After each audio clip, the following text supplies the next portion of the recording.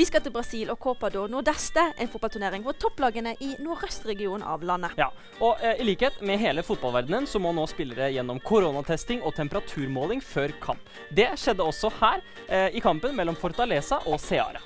Ja, og da var ikke det alle som var like godt kjent med de rutinene.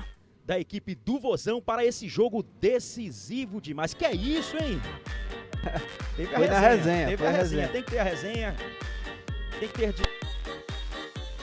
Ja, fantastiske bilder. Dette snakket om Raul livredd. Det var godt å være falsk alarm. Ja, og hvis du er usikker, så er dette da en klassisk temperaturmåler. Men vi forstår jo det at det kan forveksles med en vanlig pistol.